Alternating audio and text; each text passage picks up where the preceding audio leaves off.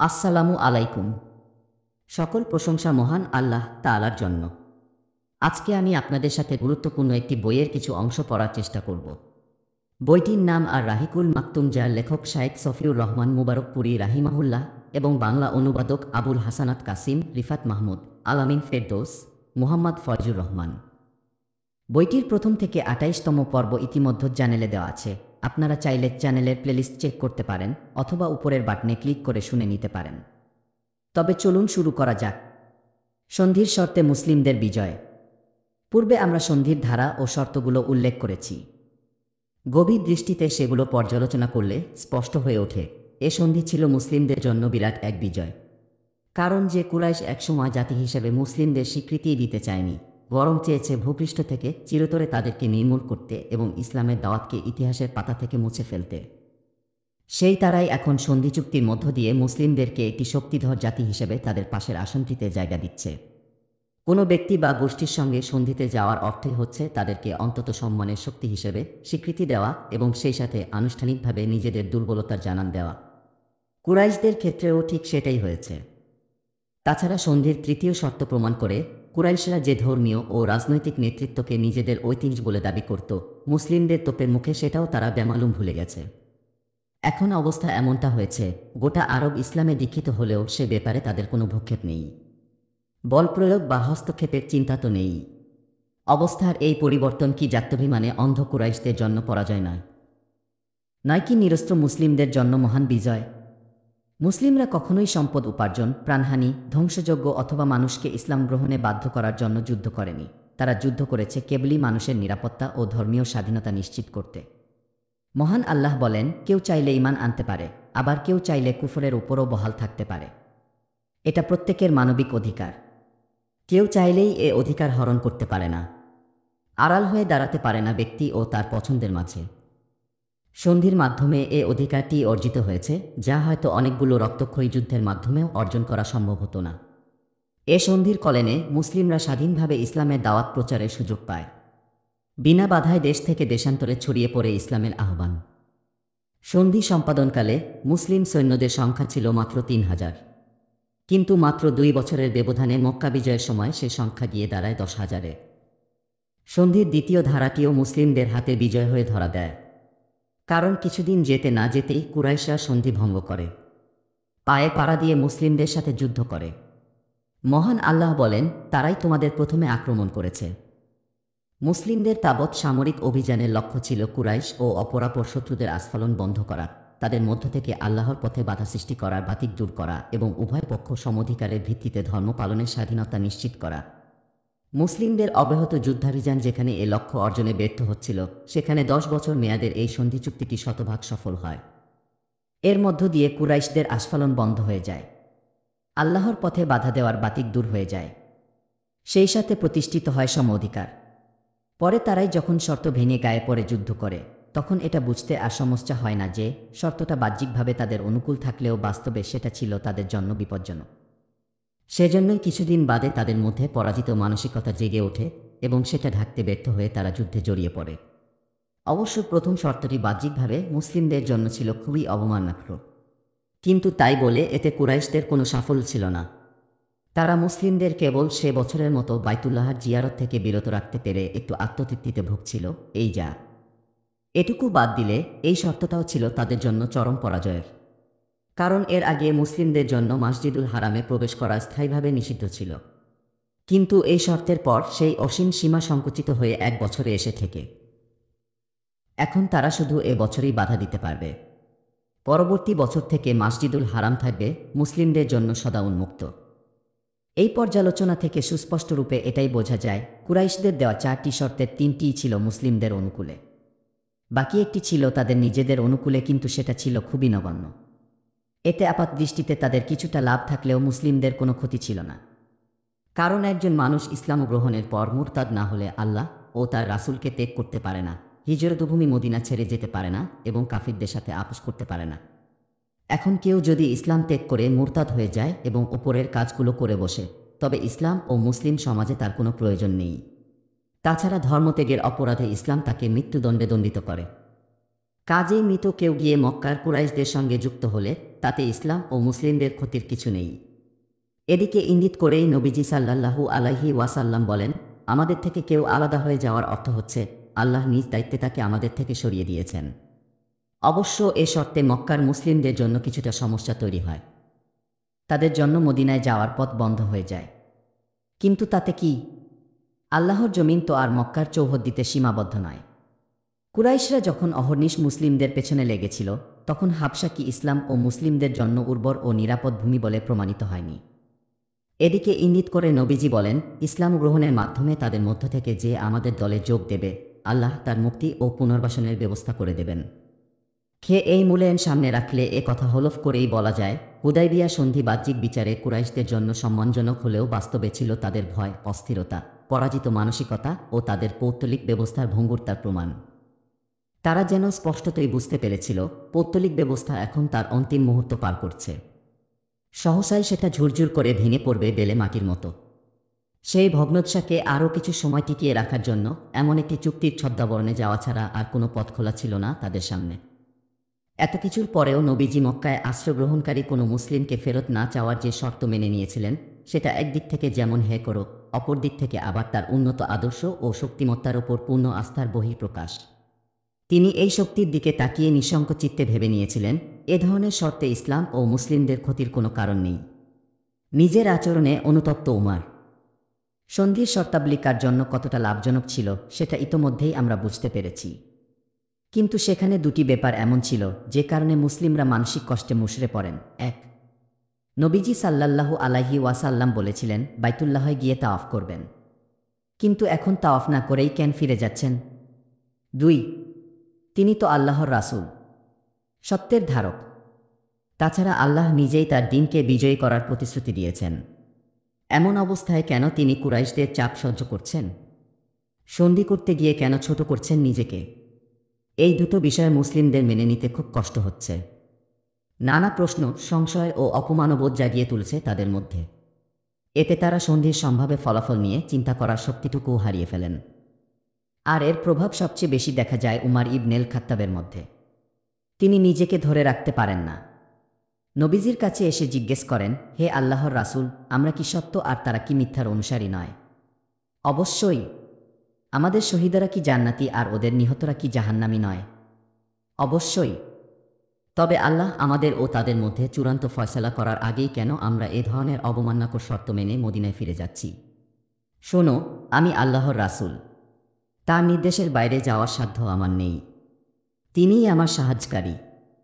তাই তিনি আমাকে ধ্বংসের মুখে ঠেলে দিতে পারেন না। আপনি কি আমাদের বলেননি যে শিগগিরই বাইতুল্লাহ তাওয়াফ করবেন? অবশ্যই। তবে আমি কি এটা বলেছি যে এ বছরই বাইতুল্লাহ তাওয়াফ করব? না, তা বলেননি। তবে এটা ভালো করে মনে রাখো, শিগগিরই তুমি আসবে এবং আল্লাহর ঘর তাওয়াফ করবে। উমার এবার হতাশ হয়ে আবু বকরের কাছে ছুটে যান। নবীজিকে করা প্রশ্নগুলো তাকেও করেন এবং ঘটনাক্রমে তিনিও নবীজির মতো একই উত্তর দেন। শুধু তাই নয়, তিনি উমারকে উপদেশ দিয়ে বলেন, যতদিন বেঁচে আছ চোখ বন্ধ করে তাকে অনুসরণ করো, কারণ তিনি নিঃসন্দেহে সত্যের উপর প্রতিষ্ঠিত। এরই মধ্যে আল্লাহ তাআলা হুদায়বিয়া সন্ধির ব্যাপারে আয়াত নাজিল করেন। সেখানে বলেন, আমি তোমাদেরকে দিয়েছি স্পষ্ট বিজয়। নবীজি তখনই উমারকে ডেকে পাঠান। আয়াতটি তাকে তিলাওয়াত করে শোনান। উমার বিস্মিত হয়ে জানতে চান, এটাও কি বিজয়? নবীজি বলেন, হ্যাঁ, এটাই বিজয়। উত্তর শুনে তার মন শান্তিতে ভরে যায়। তিনি নিজের জায়গায় ফিরে আসেন এবং আগের আচরণের জন্য অনুতপ্ত হন। উমার বলেন, হুদায়বিয়া সন্ধির সময় নবীজির সাথে আমার যে অনাকাঙ্ক্ষিত বাক্য বিনিময় হয়েছিল, তার কাফফারা স্বরূপ আমি অনেক আমল করেছি। সাদাকা করেছি, সিয়াম রেখেছি, সালাত পড়েছি এবং দাসমুক্ত করে দিয়েছি। আল্লাহর কাছে আমি এখন কলেনের আশাবাদী। কুরাইশরা যখন মহাবিপাকে, নবীজি সাল্লাল্লাহু আলাইহি ওয়াসাল্লাম মদিনায় ফিরে আসেন। কিছুটা স্বস্তি আসে প্রতিদিনকার যাপিত জীবনে। এরই মধ্যে নতুন এক সমস্যা সৃষ্টি হয়। কাফিরদের নিপীড়ন সহ্য করতে না পেরে আবু বাসির নামের এক মুসলিম মক্কা থেকে মদিনায় পালিয়ে আসেন।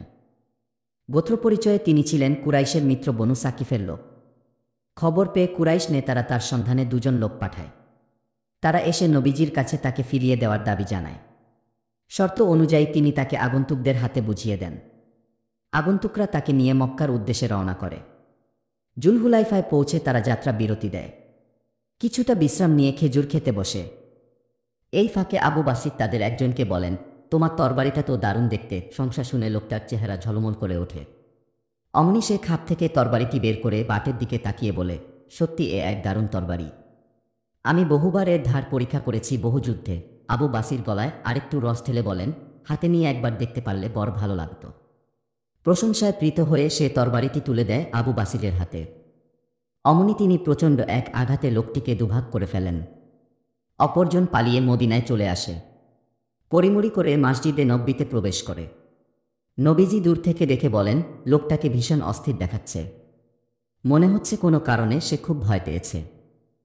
এরই মধ্যে সে হ্যাপাতে হ্যাপাতে নবীজির কাছে এসে বলে, আমার সঙ্গী নিহত হয়েছে। আমিও হয়তো এখনই মারা পড়ব। তার কথা শেষ হতে না হতেই আবু বাসির সেখানে উপস্থিত হন। দৃঢ় কণ্ঠে বলেন, আল্লাহর কসম, আল্লাহ আপনাকে দায়মুক্ত করেছেন। চুক্তি অনুসারে আপনি আমাকে তাদের কাছে ফিরিয়ে দিয়েছিলেন। আল্লাহ আমাকে পুনরায় মুক্ত করেছেন। নবীজি তখন বলেন, তার মায়ের কোল খালি হোক। এ তো দেখছি যুদ্ধ বাঁধিয়ে দেবে। একে থামানোর কেউ কি নেই। আবু বাসির নবীজির শেষ কথাটি শুনে বেশ ঘাবড়ে যান। তিনি ধরেই নেন এবারও তাকে মক্কায় ফেরত পাঠানো হবে। তাই সঙ্গে সঙ্গে তিনি মদিনা ত্যাগ করেন এবং সমুদ্র তীরবর্তী একটি এলাকায় অবস্থান নেন। আবু জান্দাল ইবনি সুহাইলও মক্কা থেকে পালিয়ে তার সাথে এসে মিলিত হন। তারপর থেকে যে মুসলিমই মক্কার কুরাইশদের হাত থেকে পালিয়ে আসতে পারত, সেই এসে যোগ দিত আবু বাসিরের সাথে। এভাবে অল্প কিছু দিনের মধ্যেই তাদের একটি দল হয়ে যায়। ঘটনাক্রমে তারা যেখানে অবস্থান নিয়েছিলেন, কুরাইশের সিরিয়াগামী বাণিজ্যিক কাফেলাগুলো সে পথ দিয়েই যাওয়া আসা করত। আর এই সুযোগে আবু বাসির তার ক্ষুদ্র বাহিনী নিয়ে তাদের ওপর ঝাঁপিয়ে পড়ত। এরপর সবাইকে হতে করে মালামাল লুট করত। কুরাইশরা এতে ভারী বিপদে পড়ে যায়। তারা আল্লাহ তাআলা এবং আত্মীয়তার দোহাই দিয়ে নবীজির কাছে এই বলে দূত পাঠায়, যারা আমাদের থেকে পালিয়ে আপনার কাছে আসবে তারা নিরাপদ। তাদেরকে আর আমাদেরকে কাছে পাঠাতে হবে না। নবীজি এই সুসংবাদ আবু বাসির ও তার সঙ্গীদের কাছে পাঠালে তারা সবাই মদিনায় চলে আসে। কুরাইশ বীর সেনাদের ইসলাম গ্রহণ। হুদাইবিয়া সন্ধির পর ৭ম হিজরির শুরুর দিকে আমর ইবনেল আস, খালিদ ইবনেল ওয়ালিদ এবং উসমান ইবনে তালহা ইসলাম গ্রহণ করেন। তারা মদিনায় নবীজি সাল্লাল্লাহু আলাইহি ওয়াসাল্লামের কাছে উপস্থিত হলে তিনি বলেন, মক্কা তার কলিজাগুলো আমাদের হাতে তুলে দিয়েছে। দ্বিতীয় পর্যায়ে ইসলামে নবধারার সূচনা। ইসলামের ইতিহাসে হুদাইবিয়ার সন্ধি ইসলাম ও মুসলিমদের জন্য নতুন অধ্যায়ের সূচনা করে।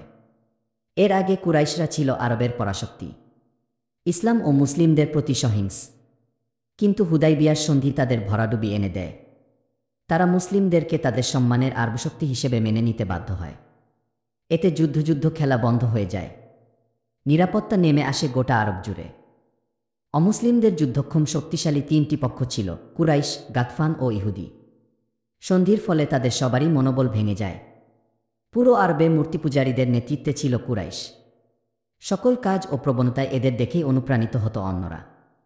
ফলে এরা পিছু হটার দরুন অন্যরাও হতোদ্যম হয়ে পড়ে খুব সহজেই। এতে ইসলামের প্রতি বৈরিতা নেমে আসে শূন্যের কোটায়। এজন্য আমরা দেখতে পাই, সন্ধি পরবর্তী সময়ে বনু গাতফানের তরফ থেকে বড় ধরনের কোনো সমস্যা বা বিশৃঙ্খলা তৈরি হয়নি। যুদ্ধের পদক্ষেপ নিতেও দেখা যায়নি তাদের কাউকে। বস্তুত বনু গাতফান যা কিছু করেছিল তার কোনো কিছুই নিজস্ব চিন্তায় তাড়িত হয়ে করেনি, করেছে ইহুদিদের প্ররোচনায়। অভিশপ্ত ইহুদিদের মদিনা থেকে বের করে দেওয়া হলে তারা খাইবারে গিয়ে আশ্রয় নেয়। সেখানে বসে মুসলিমদের বিরুদ্ধে ষড়যন্ত্রে মেতে ওঠে। খাইবার পরিণত হয় ষড়যন্ত্র ও মুসলিম বিদ্বেষের আখড়ায়। তাদের ঝানু শয়তানগুলো বসে বসে সব পাপ কাজের ইন্ধন যোগায়। শান্তিপূর্ণ ও সুশৃঙ্খল সমাজে তারা অশান্তির আগুন জ্বালানোর চেষ্টা করে।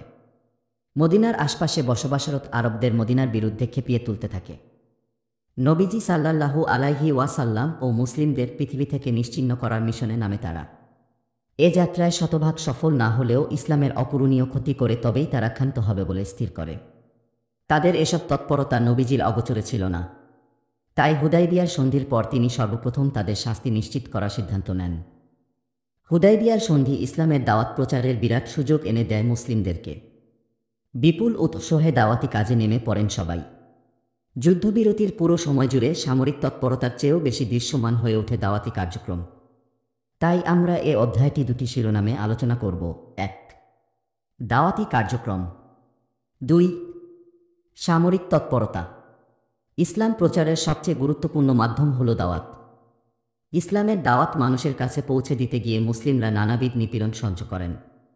যুদ্ধেও ঝাঁপিয়ে পড়তে হয় তাদেরকে আগ্রাসী শক্তির বিরুদ্ধে। তাই আমরা প্রথমে দাওয়াতি কার্যক্রম নিয়ে আলোচনা করব। রাজা বাদশাহ ও শাসক গোষ্ঠীর কাছে পত্র প্রেরণ। ষষ্ঠ হিজরির শেষ দিকে নবীজি সাল্লাল্লাহু আলাইহি ওয়াসাল্লাম হুদাইবিয়া থেকে ফিরে আসেন। নিরুদ্বেগ সময় পেয়ে তিনি ইসলামের প্রচার কাজে মনোযোগী হন। আশেপাশের রাষ্ট্রগুলোর রাজা বাদশাহদের কাছে ইসলামের দাওয়াত পৌঁছে দেওয়ার উদ্যোগ নেন। সঙ্গত কারণেই তখন সিলমোহর তৈরির প্রয়োজন দেখা দেয়। এ কাজের জন্য তিনি রূপার একটি আংটি তৈরি করেন। তাতে লেখা মুহাম্মদ রাসূলুল্লাহ। 3টি লাইনে 3টি শব্দ, একটি লাইনে মুহাম্মদ, একটি লাইনে রাসূল এবং একটি লাইনে আল্লাহ। পত্র আদান প্রদানের জন্য নবীজি এমন কয়েকজন বিচক্ষণ সাহাবীকে মনোনীত করেন যাদের বিভিন্ন রাজদরবারে দূত হিসেবে কাজ করার অভিজ্ঞতা রয়েছে। আল্লামা মানসুরপুরী দৃঢ়প্রত্যয়ে বলেন, নবীজি খাইবারের উদ্দেশ্যে রওনা দেওয়ার কিছুদিন আগে দূত মারফত বিভিন্ন দেশে পত্র পাঠিয়েছেন। আমরা সেসব পত্রের ভাষ্য ও সারসংক্ষেপ এখানে তুলে ধরছি। হাবশার বাদশাহ নাজাশির কাছে পত্র প্রেরণ। নবীজি সাল্লাল্লাহু আলাইহি ওয়াসাল্লামের সময়কালে হাবশার বাদশাহ ছিলেন আসামা ইবনে আবজার। ষষ্ঠ হিজরির শেষ দিকে অথবা সপ্তম হিজরির মুহাররম মাসে আমর ইবনে উমাইয়া আজ-জামুরিকে দিয়ে নবীজি তার কাছে পত্র পাঠান। ওই পত্রের ভাষ্য নিয়ে ঐতিহাসিকদের মধ্যে মতবিরোধ রয়েছে। ইমাম তাবারি ওই পত্রের যে ভাষ্য উল্লেখ করেছেন তা পর্যালোচনা করলে বোঝা যায় পত্রটি হুদায়বিয়া সন্ধির পরে নয়, বরং তার আগে মাক্কি যুগে পাঠানো হয়েছে। তাছাড়া সে পত্রের বাহক আমর নয়, বরং নবীজি চাচাতো ভাই জাফর ইবনে আবি তালিব ছিলেন। মক্কার মুসলিমরা যখন মুশরিকদের অত্যাচারে অতিষ্ঠ হয়ে ওঠে, নবীজি তখন হাবশার বাদশাহর উদ্দেশ্যে একটি পত্র লিখে তাদেরকে হাবশায় হিজরতের নির্দেশ দেন। এ পত্রটি মূলত সে সময়কার। পত্রের শেষে মুহাজিরদের ব্যাপারে লেখা ছিল, আমি আপনার কাছে আমার চাচাতো ভাই জাফর এবং তার সাথে আরও কয়েকজন মুসলিম পাঠিয়েছি। আপনি তাদেরকে আশ্রয় দেবেন, আতিথেয়তা করবেন, কোনোরকম বল প্রয়োগ করবেন না তাদের ওপর। ইমাম বাইহাকি ইবনে ইসহাকের সূত্রে নাজাশির কাছে পাঠানো চিঠির যে ভাষ্য উল্লেখ করেছেন তা এমন, নবী মুহাম্মদের পক্ষ থেকে হাবশার মহান বাদশাহ আসামার প্রতি, যারা আল্লাহ ও তার রাসূলের ওপর বিশ্বাস রাখে, সৎ পথে চলে, তাদের ওপর শান্তি বর্ষিত হোক। আমি সাক্ষ্য দিচ্ছি আল্লাহ ছাড়া কোনো মাবুদ নেই, তার কোনো অংশীদার নেই, নেই কোনো স্ত্রী সন্তানও। মুহাম্মদ আল্লাহর রাসূল। আমি আপনাকে ইসলামের দাওয়াত দিচ্ছি। আমি আল্লাহর প্রেরিত রাসূল, তাই ইসলাম গ্রহণ করুন, নিরাপদ থাকুন। কুরআনুল কারিমে বলা হয়েছে, হে কিতাবীগণ, এসো, নিজেদের মধ্যে অভিন্ন কিছু বিষয়ে আমরা একমত হই। আমরা আল্লাহ ছাড়া কারো ইবাদত করব না, কোনো কিছুকে তার অংশীদার বানাব না এবং তার পরিবর্তে আমরা কাউকে রব হিসেবে গ্রহণ করব না। এরপরও যদি তারা মুখ ফিরিয়ে নেয়, তবে বলুন, তোমরা অন্তত সাক্ষী থাকো যে আমরা নিশ্চিত মুসলিম। জেনে রাখুন, আপনি যদি ইসলাম গ্রহণ থেকে মুখ ফিরিয়ে নেন, তাহলে স্বজাতির গুনাহের ভার আপনাকেই বহন করতে হবে। সম্প্রতি ডক্টর হামিদুল্লাহ ওই পত্রের হস্তলিখিত একটি খসড়া হাতে পেয়েছেন বলে দাবি করেছেন। কেবল একটি শব্দ বাদ দিলে ডক্টর হামিদুল্লাহ ও ইবনেল কাইমের আহরিত পত্রের ভাষ্য হুবহু মিলে যায়। ডক্টর হামিদুল্লাহ বহু গবেষণার পর ওই ভাষ্যটিকে নাজাশির কাছে পাঠানো চিঠির ভাষ্য বলে প্রমাণ করতে পেরেছেন। তার আহরিত পত্রের ভাষ্য ছিল এমন, বিসমিল্লাহির রাহমানির রাহিম, আল্লাহর রাসূল মুহাম্মাদের পক্ষ থেকে হাবশার মহান বাদশাহ নাজাশির প্রতি, যারা হিদায়াতের অনুসারী, আল্লাহ তাদের ওপর শান্তি বর্ষণ করুন। পর সমাচার, আমি আপনার কাছে আল্লাহর প্রশংসা করছি, যিনি ছাড়া আর কোনো মাবুদ নেই। তিনি পবিত্র, তিনি শান্তির বিধানদাতা, নিরাপত্তা প্রদানকারী, সবকিছুর তত্ত্বাবধায়ক। আমি সাক্ষ্য দিচ্ছি ঈসা ইবনে মারিয়াম আল্লাহর রূহ ও তার কালিমা। আমি আপনাকে আল্লাহর পথে আহ্বান করছি, যিনি এক, যার কোনো অংশীদার নেই। তার আনুগত্যে পরস্পরের সহযোগিতা কামনা করছি। আপনি আমার অনুসরণ করুন। আমার উপর যা অবতীর্ণ হয়েছে তার প্রতিজ্ঞামান আনুন। আমি আল্লাহর রাসূল। আমি আপনাকে ও আপনার সৈন্যবাহিনীকে আল্লাহর পথে আহ্বান করছি। আল্লাহ আমাকে যে দায়িত্ব দিয়েছেন তা আপনার কাছে পৌঁছে দিয়েছি। আমি আপনার কল্যাণ কামনা করছি, তাই আমার অনুরোধ ও উপদেশ গ্রহণ করুন। যে হিদায়াতের পথ অনুসরণ করে, আল্লাহ তার উপর শান্তি বর্ষণ করেন। ডক্টর হামিদুল্লাহ খুব দৃঢ়তার সাথে বলেন, হুদায়বিয়া সন্ধির পর আল্লাহর রাসূল সাল্লাল্লাহু আলাইহি ওয়াসাল্লাম এ পত্রটি নাজাশির কাছে পাঠিয়েছেন। এখানে মূলত দুটি বিষয়। এক, হুবহু এই পত্রটি আল্লাহর রাসূলের কিনা। 2, পত্রটি হুদায়বিয়ার পরে পাঠানো হয়েছে কিনা। পত্রের ভাষ্য, বিষয়বস্তু ও পারিপার্শ্বিক অবস্থা পর্যালোচনা করলে এটুকু বোঝা যায় পত্রটি নবীজির পক্ষ থেকেই পাঠানো। তবে এখানে এ বিষয়ে কোনো প্রমাণ নেই যে পত্রটি হুদায়বিয়ার সন্ধির পরেই পাঠানো হয়েছে। ইমাম বাইহাকি ইবনে ইসহাকের সূত্রে যে পত্রের কথা উল্লেখ করেছেন সেটাও হুদায়বিয়া সন্ধি পরবর্তী চিঠিপত্রের সাথে বেশ মিলে যায়। কারণ অন্যান্য পত্রের মতো সেখানেও সূরা আলী ইমরানের ৬৪ নম্বর আয়াত ও আসামার নাম পরিষ্কারভাবে উল্লেখ করা হয়েছে। অপরদিকে ডক্টর হামিদুল্লাহর উল্লেখিত পত্রে এ দুটি বিষয় অনুপস্থিত। তাই আমার বিচারে ডক্টর হামিদুল্লাহ কর্তৃক উদ্ধৃত চিঠিটি নবীজি আসহামার মৃত্যুর পর তার স্থলাভিষিক্ত শাসকের কাছে পাঠিয়েছেন এবং সেজন্যই ওই চিঠিতে বাদশাহর মূল নামটা বাদ পড়েছে।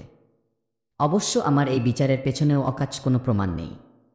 চিঠিগুলোর ভাষ্য, বিষয়বস্তু ও পারিপার্শ্বিক অবস্থা বিচারে এটা অনুমান করছি কেবল।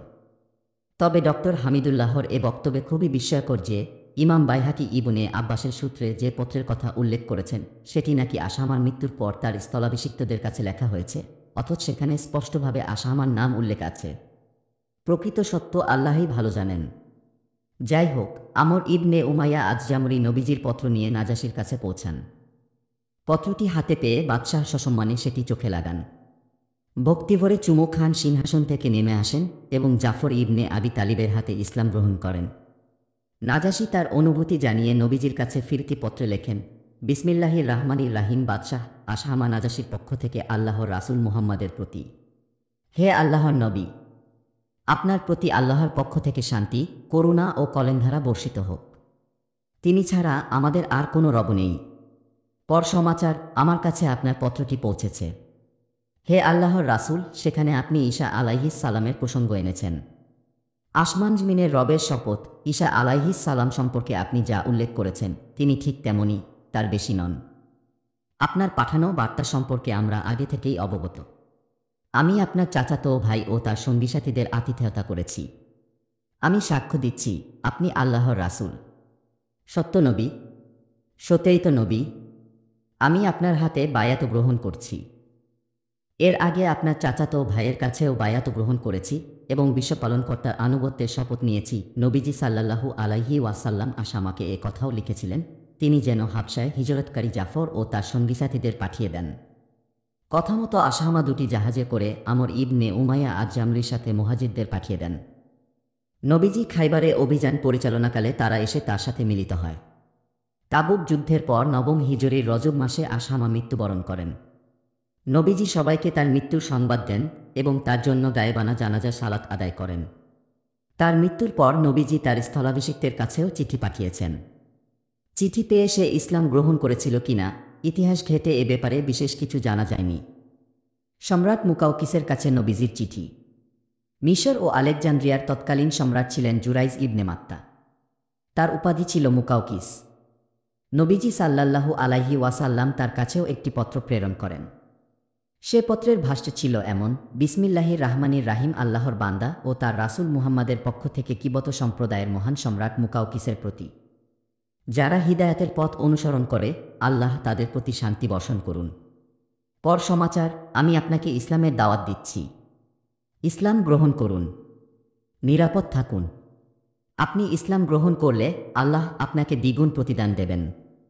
অপরদিকে মুখ ফিরিয়ে নিলে আপনার গুনাহ তো বটেই, কিবত সম্প্রদায়ের গুনাহের ভারও আপনার উপর চড়াও হবে। হে কিতাবীগণ, চলো নিজেদের মধ্যে অভিন্ন কিছু বিষয়ে আমরা একমত হই। আমরা আল্লাহ ছাড়া কারো ইবাদত করব না, কোনো কিছুকে তার অংশীদার বানাব না এবং তার পরিবর্তে আমরা কাউকে রব হিসেবে গ্রহণ করব না। এরপরও যদি তারা মুখ ফিরিয়ে নেয় তবে বলুন, তোমরা অন্তত সাক্ষী থাকো যে নিশ্চয় আমরা মুসলিম। পত্রটি বহনের দায়িত্ব দেওয়া হয় হাতিব ইবনে আবি বালতাকে। তিনি মুকাউকিসের কাছে উপস্থিত হয়ে বলেন, আপনার পূর্বে এমন অনেকে গত হয়েছে যারা নিজেদেরকে রব দাবি করত। আল্লাহ দুনিয়া ও আখিরাতে তাদের শাস্তি দিয়েছেন, সেই সাথে তাদেরকে শিক্ষার মাধ্যম বানিয়েছেন গোটা মানবজাতির জন্য। আল্লাহ তাদের দ্বারা মানুষের পরীক্ষা নিয়েছেন, পরে আবার চরম শাস্তি দিয়েছেন তাদেরকে। তাই পূর্ববর্তীদের থেকে শিক্ষা গ্রহণ করুন এবং নিজেকে করে তুলুন শিক্ষার মাধ্যম। মুকাউকিস বলেন, আমাদের একটি ধর্ম আছে, সে ধর্মের চেয়ে উত্তম কিছু পাওয়া পর্যন্ত আমরা তা পরিত্যাগ করতে পারি না। হাতিব বলেন, আমি আপনাকে ইসলামের দাওয়াত দিচ্ছি। মহান আল্লাহ এ ধর্মকে পূর্ণতা দিয়েছেন, সকল ধর্মের উপর একে শ্রেষ্ঠ বলে ঘোষণা করেছেন। আল্লাহর নবী মুহাম্মদ মানুষদেরকে এ শান্তির ধর্মেরই দাওয়াত দিচ্ছেন। কিন্তু কুরাইশরা তার বিরোধিতা করছে। শত্রুতায় মেতে উঠেছে ইহুদিরা। নমনীয় ও সহমর্মী পাওয়া যাচ্ছে কেবল খ্রিস্টানদেরকে। আমার জীবনের শপথ, মুসা আলাইহিস সালাম ঈসা সম্পর্কে যে সুসংবাদ দিয়েছেন তা বাস্তবে পরিণত হয়েছে। অনুরূপ ঈসা আলাইহিস সালাম মুহাম্মদ সাল্লাল্লাহু আলাইহি ওয়াসাল্লাম সম্পর্কে যে সুসংবাদ দিয়েছেন সেটাও বাস্তব রূপ পেয়েছে।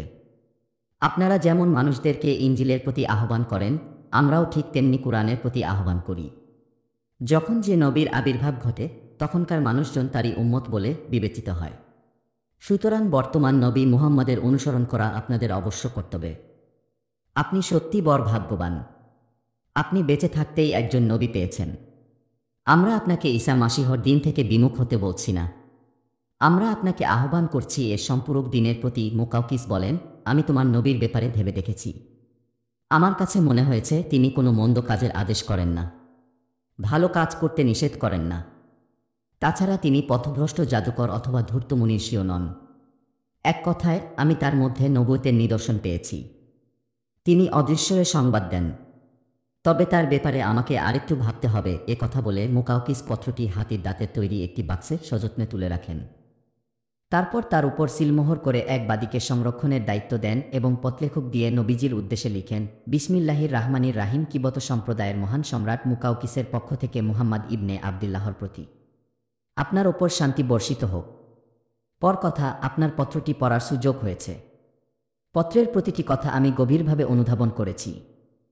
আপনি যে বিষয়ের প্রতি আহ্বান করেছেন সেটা বুঝতেও অসুবিধে হয়নি। আমি আগে থেকেই জানতাম একজন নবী আসবেন। ধারণা ছিল তিনি সিরিয়া থেকে আবির্ভূত হবেন।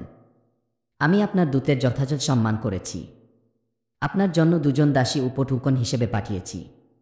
কিবত সম্প্রদায়ের কাছে এদের মর্যাদা অনেক বেশি। সাথে কিছু কাপড় চোপড়ও পাঠাচ্ছি। সাথে আরেকটি খচ্চর দিচ্ছি আপনার আরোহণের জন্য। আপনার ওপর শান্তি বর্ষিত হোক। মুকাউকিসের পত্রে এটুকুই ছিল। সেখানে তার ইসলাম গ্রহণের কথাও ছিল না। যে দুজন বাদী সে পাঠিয়েছিল তাদের একজনের নাম মারিয়া, অপরজনের নাম সিরিন আর খচ্চরের নাম দুলদুল। খচ্চরটি মুয়াবিয়া রাজিয়াল্লাহু আনহুর শাসনকাল পর্যন্ত জীবিত ছিল। নবীজি মারিয়াকে নিজের কাছে রেখে দেন। তার থেকেই নবীপুত্র ইব্রাহিম জন্মগ্রহণ করেন। সিরিনকে দিয়ে দেন হাসান ইবনে সাবিতের দায়িত্বে। পারস্য সম্রাট কিসরার কাছে পত্র প্রেরণ। নবীজি সাল্লাল্লাহু আলাইহি ওয়াসাল্লাম পারস্য সম্রাট কিসরার কাছেও একটি পত্র পাঠান। সেটির ভাষ্য ছিল এমন, বিসমিল্লাহির রাহমানির রাহিম। আল্লাহর রাসূল মুহাম্মদের পক্ষ থেকে পারস্য সম্রাট কিসরার সমীপে যারা হিদায়াতের অনুসরণ করে, আল্লাহ ও তার রাসূলের প্রতি ঈমান আনে এবং এই সাক্ষ্য দেয়, আল্লাহ ছাড়া কোনো ইলাহ নেই, তিনি এক, তার কোনো অংশীদার নেই, মুহাম্মদ আল্লাহর বান্দা ও রাসূল, তাদের প্রতি শান্তি বর্ষিত হোক। আপনাকে আল্লাহর পথে আহ্বান করছি। আমি সমগ্র মানবজাতির প্রতি আল্লাহর প্রেরিত রাসূল। আমাকে পাঠানো হয়েছে জীবিতদের সতর্ক করার জন্য। যারা সতর্ক হবে তারা বেঁচে যাবে, আর যারা অবাধ্য হবে তাদের উপর নেমে আসবে শাস্তি। ইসলাম গ্রহণ করুন, নিরাপদ থাকুন। আর যদি ইসলাম থেকে মুখ ফিরিয়ে নেন তবে মনে রাখবেন আপনার নিজের পাপ তো বটেই, অগ্নিপূজারীদের পাপের ভারও আপনাকেই বহন করতে হবে। এ পত্রটি নিয়ে যান আবদুল্লাহ ইবনে হুজাফা শাহমি। তিনি এটা হস্তান্তর করেন বাহরাইনের গভর্নরের কাছে। গভর্নর তার এক কর্মচারী অথবা আবদুল্লাহ শাহমির মাধ্যমেই পত্রটি সম্রাটের হাতে পৌঁছানোর ব্যবস্থা করেন। কিছুদিন পর সম্রাটের দরবারে পত্রটি পৌঁছে যায়।